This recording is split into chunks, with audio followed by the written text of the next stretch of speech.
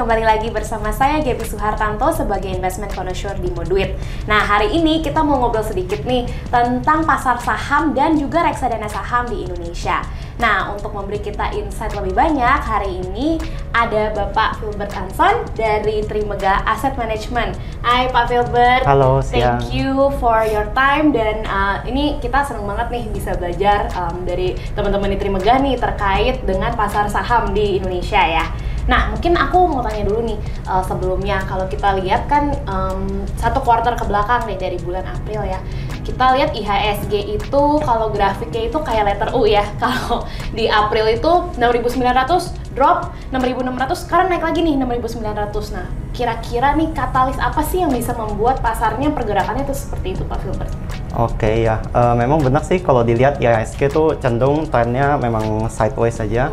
Jadi biasanya turun nggak banyak, lalu rebound lagi ke sekarang level 6.900-an ya. Jadi memang sih kalau katalis pasar, kita ngelihatnya sih kalau dari ekonomi yang pertama ya, dari ekonomi tanah air kita lihat sih masih outlook-nya bagus ya, terutama untuk di second half tahun ini. Jadi walaupun kalau kita tahu secara global masih banyak tekanan dari inflasi dari negara-negara maju seperti US, Eropa, dan negara lainnya, tapi sebenarnya kita ngelihat kalau di domestik sendiri seharusnya kondisinya masih sangat oke gitu. Jadi kalau dari kondisi perekonomian global sebenarnya masalahnya itu tetap central bank dari negara-negara maju, terutama dari US ya. Mereka masih sangat agresif untuk menaikkan suku bunga dari tahun lalu, dan ini tentunya dampaknya akan memperlambat ekonomi mereka ya, karena mereka memang masih fokus untuk menurunkan inflasi gitu dibandingkan untuk menyelamatkan ekonominya. Nah, cuman kalau kita bandingkan dengan negara kita dan juga negara-negara emerging market lainnya, tentunya kondisinya sangat berbeda nih. Jadi kalau di Indonesia inflasi kita masih sangat terjaga, kita nggak punya masalah inflasi, jadinya kalau memang dibutuhkan, malah central bank kita tuh punya ruang untuk melakukan rate cut malahan, walaupun negara-negara maju masih trennya lebih hawkish. Jadi itu tentunya bisa mensupport ekonomi kita sih secara di domestik ini. Oke, I see. Nah, kalau berarti si pergerakan kita yang dari ini drop terus naik lagi itu lebih ke sentimen atau memang dari fundamentalnya tuh? Oke, memang sih kalau beberapa minggu terakhir kita lihat equity market kita cukup rally ya. Itu ngikutin dari global sentiment juga, karena memang kalau kita tahu US baru saja announce inflation data terakhir 2 minggu lalu, dan itu angka inflasinya itu di bawah dari ekspektasi pasar. Jadi tentunya market global mereka sangat suka dengan hal ini, karena mereka expect US, terutama the Fed ya, bisa less hawkish. Mereka kenaikan suku bunganya mungkin nggak agresif lagi, mungkin hanya sekali saja kenaikan 25 basis points di minggu ini, lalu bisa stay sampai akhir tahun. Jadi memang kalau misalnya US udah stop naikkan suku bunga, tentunya ini akan berdampak positif terhadap currency kita. Tentunya dolar seharusnya trennya bisa mulai melemah dan rupiah bisa cenderung menguat, dan tentunya ini bagus untuk equity market kita gitu. Oke. Mungkin kalau dari Pak Filbert sendiri ini view-nya itu artinya lebih ke soft landing atau hard landing nih, kan sekarang lagi heboh-hebohnya semua orang debat nih apakah akan resesi atau enggak nih di US. Nah, kalau dari Pak Filbert dan dari Trimegah sendiri tuh view-nya seperti apa? Nah, tentu ini emang million dollar question ya. Semua orang pengen tahu nih. Dan pastinya ya ini pertanyaan yang semua orang pengen tahu lah, yang semua market tebak-tebakannya di sini gitu. Jadi kalau kita sih kita tetap ngelihat emang potensinya kemungkinan besar resesi akan terjadi ya di US, karena data-data leading economic indicator semuanya udah menunjukkan hal itu, dari money supply, dari kalau kita lihat survei-survei dari bank di Amerika, mereka juga udah menahan untuk kredit ya, dan juga kalau dilihat loan demand di sana juga udah melemah. Jadi banyak sekali leading indicator menunjukkan kalau resesi ini akan terjadi gitu. Tapi memang yang kita perlu terus monitor ini seberapa dalam resesinya gitu. Kalau memang resesinya ini hanya resesi sebentar dan tidak terlalu severe ya, itu seharusnya akan positif untuk equity market ya. Cuman memang yang tetap kita perlu waspadai resikonya kalau memang resesi ini akan dalam ya, atau misalnya ada crash seperti beberapa bulan lalu ada banking crisis atau ada masalah-masalah besar lainnya, tentu itu akan negatif. Tapi menurut kami sih resesi ini mostly sudah price in sih di market, karena semua orang sudah tahu dan sudah expect. Jadi ya hopefully sih resesinya hanya mild saja gitu. Nah, kalau memang benar nih, dan most likely benar ya, karena ada resesi yang ya we don't know how bad it's going to be, tapi apakah dampak itu ke Indonesia itu akan severe, not severe, nggak ada dampak sama sekali, atau seperti apa tuh Pak? Jadi untuk resesi sendiri sebenarnya the good thing about recession di US ya, kalau terjadi ini tentunya dari kebijakan dari Central Bank Amerika. Jadi saat resesi terjadi, walaupun biasanya sih in the short term orang bakal mulai balik ke US dollars bisa naik, terus harga emas bisa naik karena orang menghindari resiko dulu ya untuk short term. Tapi setelah itu biasanya sih kalau kita lihat resesi terakhir selalu pasti US government akan step in. Mereka pasti akan melakukan sesuatu terhadap ekonominya supaya bisa recover, supaya masyarakat ya bisa recover, mereka nggak terkena hit dampak resesi yang besar. Jadi biasanya dilakukan oleh central bank adalah mereka either memotong suku bunga atau dari pemerintah pusat juga bisa melakukan fiscal stimulus gitu. Jadi biasanya kalau resesi sudah terjadi, yang worst sudah di price in, dan pada saat pemerintah Amerika mereka melakukan stimulus, tentunya ini bisa menandakan bottomnya dari equity market gitu. Malah selanjutnya bisa kita expect kalau market akan rally setelah itu. Dan kalau ke Indonesia sendiri artinya kita lebih, sepenglihatan saya itu lebih dari sentimennya berarti kan, kalau misalnya US naik ya kita ikut naik gitu, atau gimana biasanya? Iya, sebenarnya ini fenomenanya kalau kita lihat recently sih US marketnya memang cenderung outperform ya dari kita, karena memang ekonominya sangat resilient dan juga mereka mendapatkan dampak yang besar positif ya dari adopsi teknologi baru yaitu AI kan. Kalau kita lihat kan banyak mulai yang ngomongin ChatGPT dan lain-lain, itu mereka mendapat dampak besar yang positif gitu. Jadi mereka benefit dari itu. Sementara kalau kita kan mungkin persepsi investor asing terhadap Indonesia itu masih banyak yang melihat kita sebagai negara komoditis gitu. Jadi tentunya ada korelasi terhadap harga-harga komoditas yang sekarang memang sedikit turun gitu. Jadinya memang so far kita masih underperform ya daripada US. Tapi kita ngelihatnya sih kalau memang the Fed-nya sudah nggak naikin suku bunga lagi, atau cenderung malah mereka dovish, atau bahkan misalnya mereka melakukan rate cut tahun depan, biasanya US dollar itu akan melemah dan currency emerging market termasuk rupiah itu cenderung menguat. Dan kalau kita lihat tren historical ya, setiap kali US dollar melemah dan currency emerging market menguat, biasanya equity market kita malah bisa outperform ya dibanding dengan US gitu. Jadi itu sih ekspektasi kita terutama untuk tahun depan ya. I see. Oke, nah ada satu lagi nih, kalau tadi kan lebih dari global sentiment dan global market.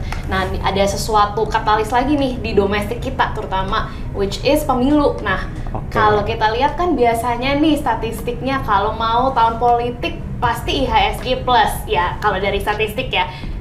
Kalau dari Trimegang ngelihat, is that going to be something yang happen again nih buat tahun ini? Gitu. Oke, emang pemilu 2024 ini pastinya banyak yang unexpected ya. Jadi tentunya kalau misalnya kita lihat dari calon-calonnya, itu kan kita memang sampai sekarang belum pasti juga nih yang maju ada 2 calon atau 3 calon. Lalu kita juga masih perlu lihat sebenarnya apa ya agenda-agendanya masing-masing calon ini yang ikut pemilu. Cuman memang yang pasti sih kalau misalnya dari pemilu 2024 ini kita expect pastinya dana pemilu ini akan cukup besar ya. Dana untuk pemilu dan untuk kampanye akan cukup besar, dan kita bisa ngelihat ini akan berdampak positif ke ekonomi, terutama di second half tahun ini menjelang akhir tahun gitu.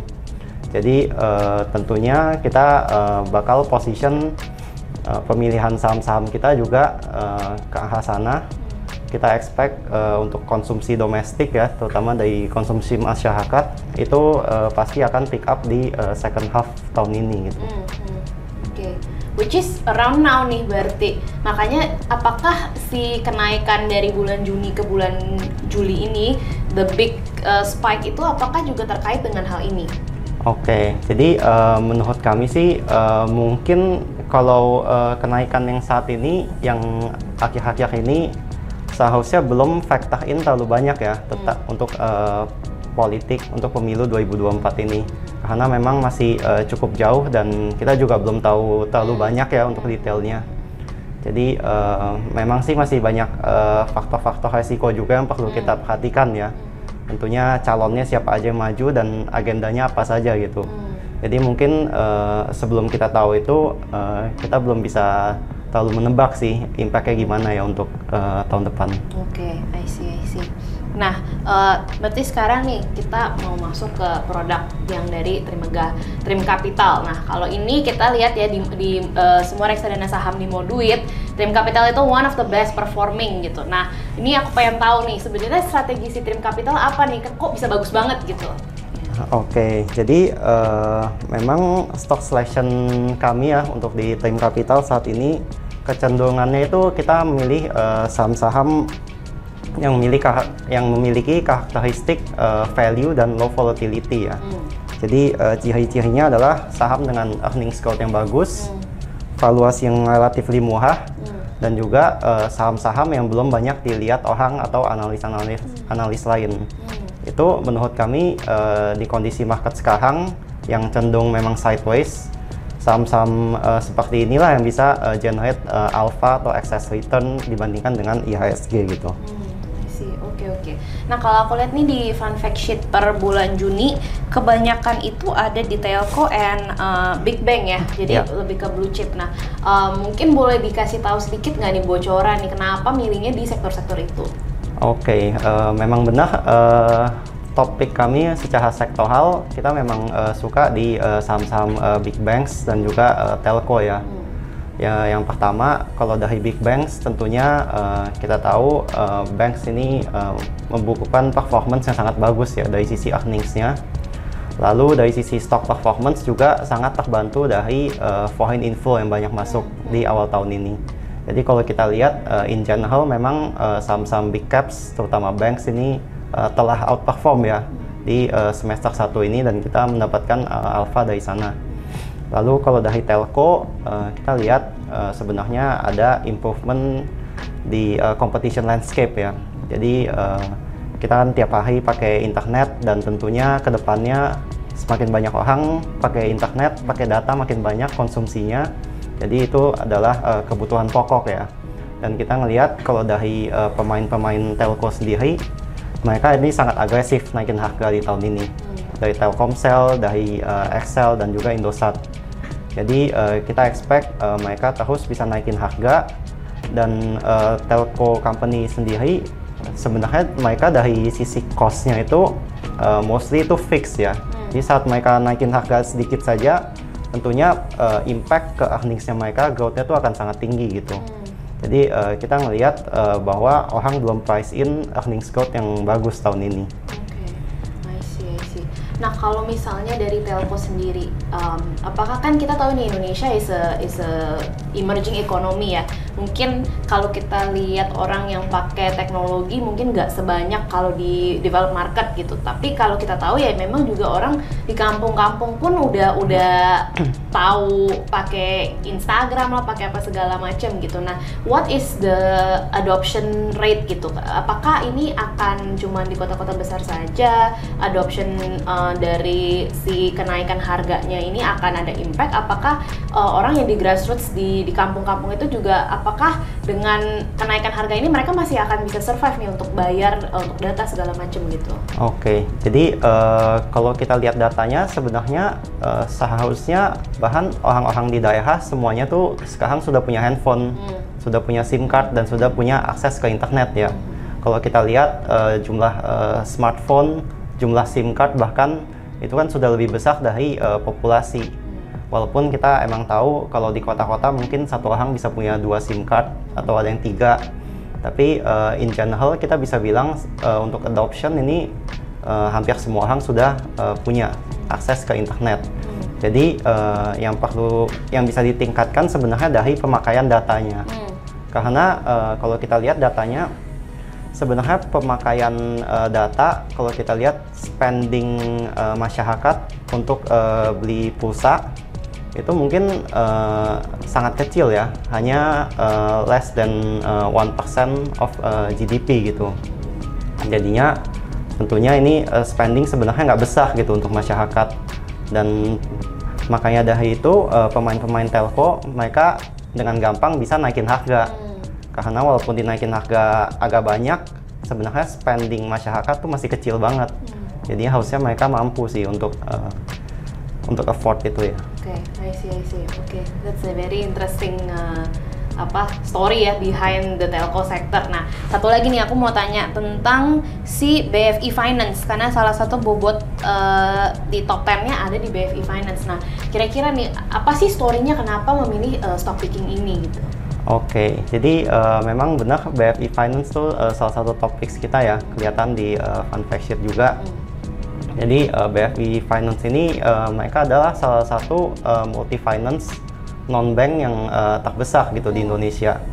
Jadi mereka tuh punya competitive advantage ya. Jadi mereka paling banyak tuh bisnisnya di non-dealer financing.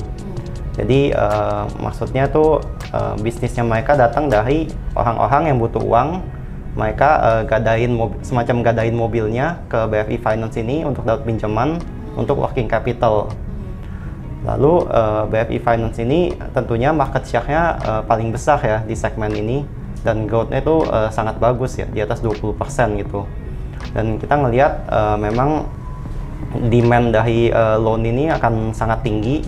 Kita lihat track record-nya sangat bagus so far sampai tahun ini, dan mungkin beberapa tahun ke depan mereka punya target juga untuk double their loan size gitu in the next 3 years. Jadinya tentunya dari sisi growth sangat tinggi. Kita lihat sisi profitabilitasnya juga sangat bagus. Mereka punya ROE itu lebih dari 20% ya, bahkan lebih profitable dibanding major banks di Indonesia gitu. Jadinya kita ngelihat dengan growth tinggi, profitability bagus, dan valuasi yang nggak mahal juga. Kita ngelihat seharusnya ini masih ada banyak nih potensi upside-nya dari saham ini. Oke, I see. Ya berarti ini emang stock picking-nya itu ngelihat di mana sih yang growth itu paling possible gitu ya? Iya, benar. Jadi kita lihat dari sisi growth dan juga yang valuasinya belum naik. Dan memang salah satu sektor yang kita suka, tadi kan kita udah mention tentang banks ya. Selain dari banks yang besar sendiri, kita lihat banyak opportunity di banks yang lebih mid cap ya, mid atau small size banks, dan juga multi finance, karena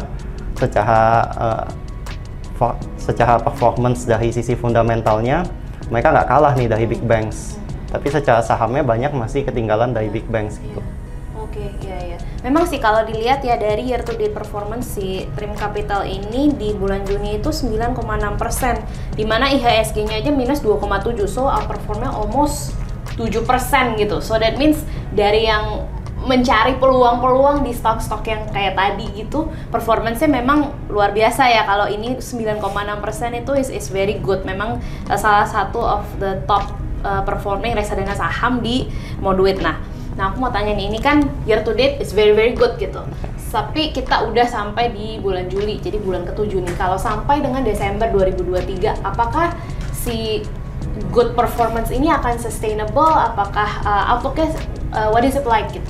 Oke, jadi mungkin yang pertama saya jelaskan untuk dari sisi market dari sisi ekonomi ya. Dari sisi ekonomi kita mungkin sudah mention tadi ya, dari kemungkinan the Fed seharusnya sudah stop menaikkan suku bunga, akan bagus impact-nya ke currency kita dan equity market in general. Lalu dibantu juga dari election spending yang akan terlihat di second half tahun ini, terutama menjelang akhir tahun gitu. Jadi dari sisi makroekonomi akan support ya untuk IHSG bisa lebih baik di second half tahun ini.